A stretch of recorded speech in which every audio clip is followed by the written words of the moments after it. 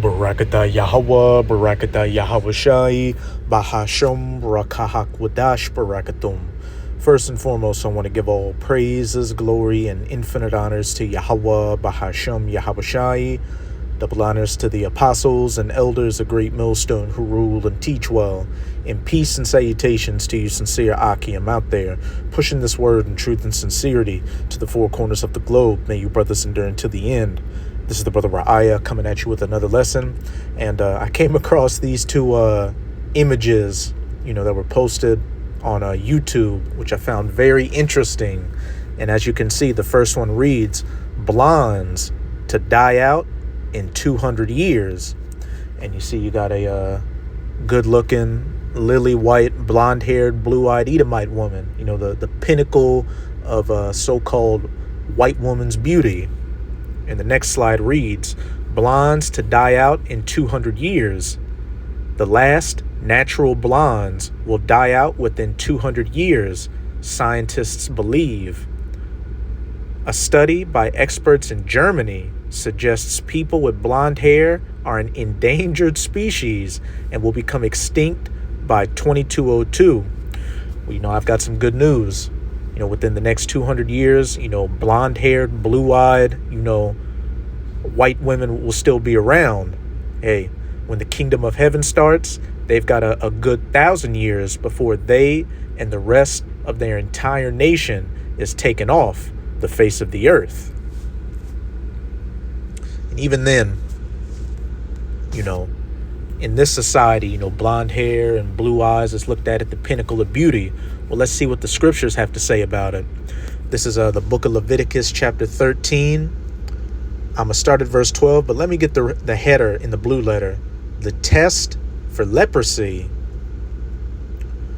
And if a leprosy break out abroad in the skin, and the leprosy cover all the skin of him that hath the plague from his head even to his foot, so leprosy over the entire body, wheresoever the priest looketh, then the priest shall consider, and behold, if the leprosy have covered all his flesh, he shall pronounce him clean that hath the plague. It is all turned white. He is clean. Hey, so if somebody's, so-called white from head to toe, what kind of people come to your mind? These so-called white people out here who they're really red, and they are the biblical Edomites. And as we're reading in the book of Leviticus, they are considered clean lepers. And, having leprosy is one of the worst things you could possibly have. Completely opposite of, the beauty standard, what's considered the bottom of the barrel, so-called dark skin, nappy hair, big lips, a big nose, which, you can see these people are starting to try to get surgery and go to the gym to try to get those features, is really the pinnacle of the beauty standard, chiefly of the children of Israel, who are known as the so-called Negroes, Latinos, and Native Americans today. And in the kingdom of heaven, that's going to be the standard. While having, so-called white skin, really red, and, blonde hair, blue eyes especially, you're going to be at the bottom of the totem pole. But hey, some good news. You still got more than 200 years. You got 1,000 years of slavery. But now I'm going to jump down to verse 29. So we were dealing with in the flesh. If a man or a woman have a plague upon the head or the beard, so the hair on your head or the beard on your face. Verse 30, then the priest shall see the plague, and behold, if it be in sight deeper than the skin, and there be in it a yellow thin hair, like blonde hair, then the priest shall pronounce him unclean. It is a dry skull, even a leprosy upon the head or the beard. So on top of, being a clean leper, makes you the bottom of the barrel, and having blonde hair makes you put you at the bottom of the barrel. And, blue eyes, hey, that's a leprosy of the eyes as well. But like I've been saying throughout the video, you Edomites, blonde-haired, brunettes, redheads, whoever, hey, you don't have to worry.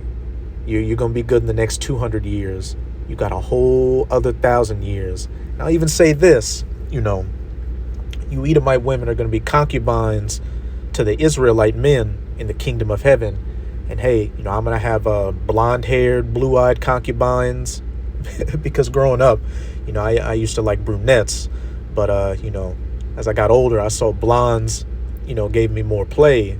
And, they got that movie, Gentlemen Prefer Blondes. So I'm going to have blonde-haired, blue-eyed concubines, brunette concubines, redhead concubines, concubine women of the other nations, as well as, my Israelite wives. And, hey, being a concubine for a heathen woman in the kingdom of heaven, it's going to be hitting the lottery. As for the Edomite man, it's just through for you. It's going to be hardcore bondage and slavery, which you women are going to go into it as well. But you Edomite men are going to receive no goddamn mercy, back-breaking labor, you name it. But after that first 1,000 years, from the man, the woman, the child, young and old, and the entire nation is going to be cold off the face of the earth. This is the book of Obadiah. It's one chapter. I'm going to start at verse 15. And this whole book is dedicated to the judgment and the downfall of you Edomites. And the header reads, "The day of the Lord and the future," which we are quickly coming into this future. "For the day of Yahweh is near upon all the heathen." Hey, World War III is around the corner. The mark of the beast is around the corner. You're hearing all these talks of, unidentified flying objects bigger than the earth, bigger than the sun, flying around in space, the chariots of the Lord. Hey, Israel's waking up and you Edomites are losing power. "As thou hast done, it shall be done unto thee. Thy reward shall return upon thine own head." As it says in Revelation 13, verses 9 to 10, "He that leadeth into captivity shall go into captivity. He that killeth with the sword must be killed with the sword." You Edomites are about to be taken out of power. And hey, you led the children of Israel into slavery, so you're going to go into slavery. You deleted hundreds of millions of Israelites with the sword. So hey, many of your people are going to get deleted by the sword as well. And as it says in Revelation chapter 18, "Do double unto them as they did unto you." You Edomites are going to receive double of what the children of Israel received in our captivity on this side. But it's going to be in righteousness. There's going to be no, buck breaking, taking a man's wife in front of him. We'll just delete you first if we want to take your woman, etc., etc. "For as ye have drunk upon my holy mountain, so shall all the heathen drink continually. Yeah, they shall drink, and they shall swallow down, and they shall be as though they had not been." And when you read in Lamentations chapter 4, it says the cup shall be passed unto Edom. And that's talking about the cup of slavery, which you're going to drink down to the very dregs of that cup. And then you're going to go for seconds as well. "But upon Mount Zion shall be deliverance," the nation of Israel, beginning with the elect. "And there shall be holiness, and the house of Jacob shall possess their possessions." So just as you possessed us, you took our land, our gold and our silver, everything from us. Hey, we're going to take everything from you. Your lands, your daughters, your gold and silver, your natural resources, yourselves. We're going to get the first fruits, the best, the freshest of everything. Here's the main point. "And the house of Jacob shall be a fire," the southern kingdom, so-called Negroes, Black, African American, Haitian, West Indians, "and the house of Joseph a flame," the northern kingdom, so-called Latinos and Native Americans, all 12 tribes together in the kingdom of heaven. "And the house of Esau for stubble, and they shall kindle in them and devour them, and there shall not be any remaining of the house of Esau, for Yahweh had spoken it." So point blank period. The kingdom of heaven, once it starts, you're going to have that first 1,000 years, which is going to be it being built up. But after that 1,000 years, these heathens, the other heathens, are going to be allowed to go back to their lands, though they're still going to be under our subjection. And if they get out of line, hey, They're going to get that rod of iron to crack their skull open. But as for you Edomites, your entire nation, again, man, women, child, young, old, blondes, brunettes, redheads, you're going to be gathered up and permanently cold from this planet, from this existence by fire, that Basra bonfire. There's not a goddamn thing you can do about it. Let me see. This is Job chapter 18. I'm going to start at verse 10. The snare is laid for him in the ground, and a trap for him in the way. And Yahweh Bahashem Yahawashi has you Edomites in that trick bag. Here you have the prophets out prophesying and the nation of Israel waking up. And you're going to come with your, demonization campaign to round up the men of the Lord, take us off the highways and byways, and take these videos off the internet. But hey, you can do nothing against the truth but for the truth. That plays into the famine of the word. And when you roll on the Lord's elect, hey, he's going to roll on you.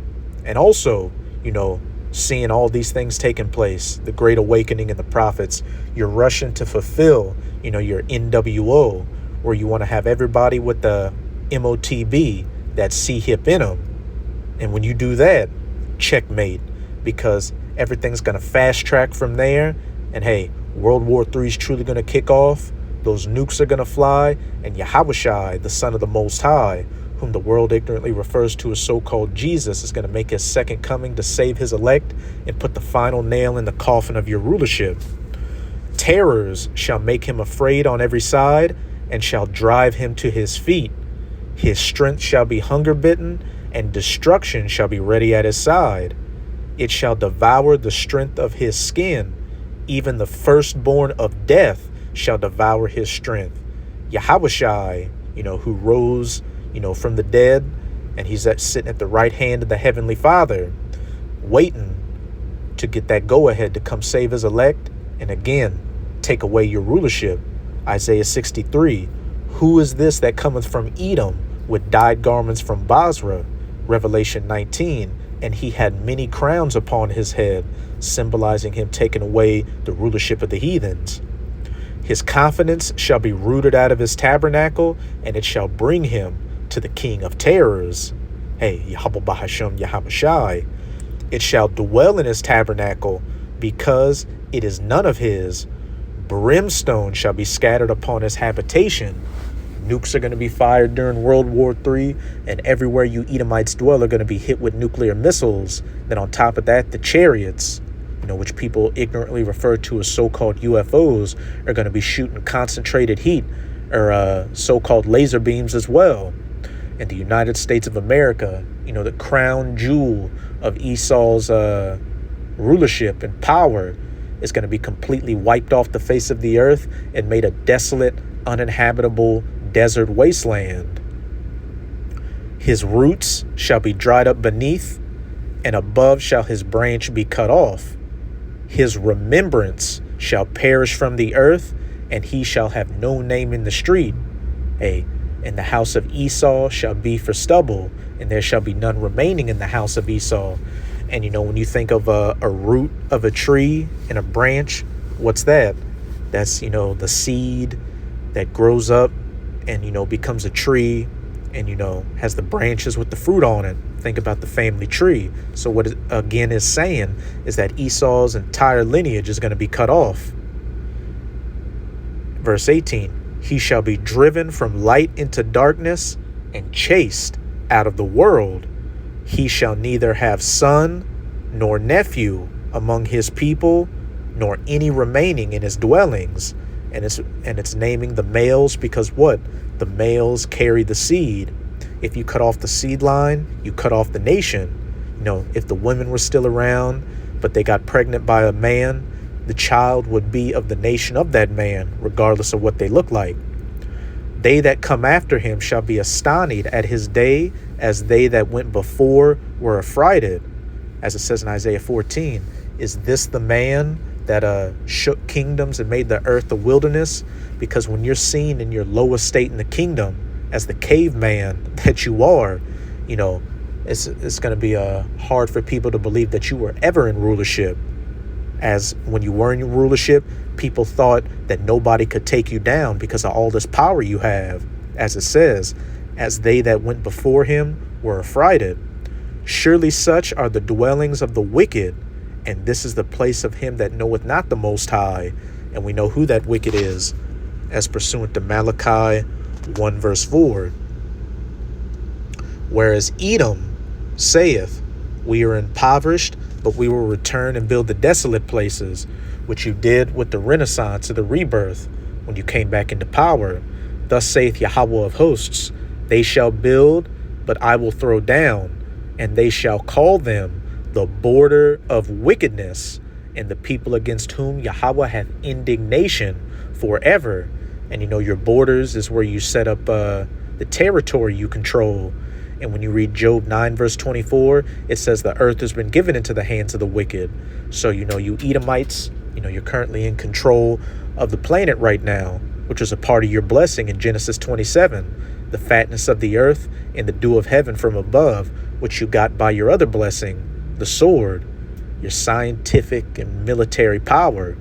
But hey, we're living in the last seconds of your rulership, where all that is about to be taken away from you. And as it says in Job 20, you're going to vomit up all these riches that you stole. You're going into 1,000 years of hardcore bondage and slavery. And then, hey, that Basra bonfire. This is Revelation chapter 11, verse 18. And the nations were angry, and thy wrath is come, Salakia. And the time of the dead that they should be judged. You know, speaking of these heathens, during that first 1,000 years of the kingdom of heaven being in slavery, building it up. Because when you don't have knowledge, wisdom, and understanding of the scriptures, you're in the congregation of the dead, as it says in Proverbs 21, I believe, verses 16. It's either 16 or 18. And that thou shouldest give reward unto thy servants, the prophets, and to the saints, and them that fear thy name, small and great. You know, the elect, the first fruits of the kingdom of heaven, receiving that reward for, you know, their fidelity to Yahweh Bahashem, Yahweh Shai on this side. You know, not being taken away by the cares and the affairs of this life, not receiving the MOTB, and not bowing down to Esau and his, you know, beast system. And shouldest destroy them which destroy the earth, you Edomites, the wicked whom the earth has been given into the hands of. But now I'm going to close it out. In Isaiah chapter 14, I'm going to start at verse 5. Yahweh hath broken the staff of the wicked and the scepter of the rulers. He who smote the people in wrath with a continual stroke. All these wars, proxy wars, you know, GMOs, cell phone and Wi-Fi radiation, you know, pollution in the sky with these chemtrails, you know, waste in the oceans, you know, causing marine life to kill itself, strip mining lands for their resources, hunting animals to extinction, you know, pushing democracy, capitalism, communism, socialism, feminism, you know, the Rainbow Coalition on the people to destroy, you know, the nuclear family. He that smote the people in wrath with a continual stroke, oh, lest we forget, dropping atomic bombs on people. He that ruled the nations in anger is persecuted, and none hindereth. The whole earth is at rest and is quiet. They break forth into singing. Because even though these heathens are going to be in hardcore slavery for the first 1,000 years of the kingdom of heaven, they're eventually going to see peace and what a righteous rulership looks like, with a family structure, clean air, clean water, clean food. As it says in Proverbs 29 verse 2, when the righteous are in authority, the people rejoice. But when the wicked beareth rule, the people mourn. This planet is going to go back to being like the Garden of Eden, but even better, under the rulership of the Israelites and governed by the law, statutes, and commandments. Yeah, the fir trees rejoice at thee, and the cedars of Lebanon, saying, since thou art laid down, no feller is come up against us. Nature is going to rejoice, because what? You're not just cutting down trees for fun, you know, having microplastics everywhere, pumping toxic waste and chemicals everywhere, etc., etc. Now I'm going to jump down to Isaiah 14 and 21. I'll start at 20. Thou shalt not be joined with them in burial. Speaking of these heathens, because, what do they have on a tombstone? Rest in peace. So what it's saying is, after that first 1,000 years, hey, these heathens, they're going to be at rest too, because after they got their ass kicked, they're going to live in a righteous, kingdom. But as for you, hey, you're not going to be joined with them, because thou hast destroyed thy land and slain thy people. You Edomites destroy your own people. Just look at what happened with old Charlie Kirk the other day. The seed of evildoers shall never be renowned. Prepare slaughter for his children, for the iniquity of their fathers. So, hey, the sons will pay for the sins of the father in the 3rd to the 4th generation, because reincarnation is biblical, and you Edomites that did that evil to the Israelites in the past, hey, you've been reincarnated to come back and receive your judgment. That they do not rise, nor possess the land, nor fill the face of the world with cities. For I will rise up against them, saith Yahweh of hosts, and cut off from Babylon the Great, America, which is controlled by you Edomites, the name and remnant and son and nephew, saith Yahweh, the males or the seed line. And every Edomite in America is going to be cut off. And then the Edomites that remain in these other lands, beginning with your elites, are going to be rounded up into slavery, have that first 1,000 years, and then your entire nation, from the son, the nephew, the father, etc., etc., going to be cut off, and there shall be no more remaining in the house of Esau. So that's it with this video. With this video, I hope you sincere, Akim and Akwath, were edified. Just keep strong. We are almost out of this final wicked captivity of the heathen nations, chiefly of the Edomites. And as always, I'm going to say Abad Babol, Kwam Yasharella, and until next time, Shalom.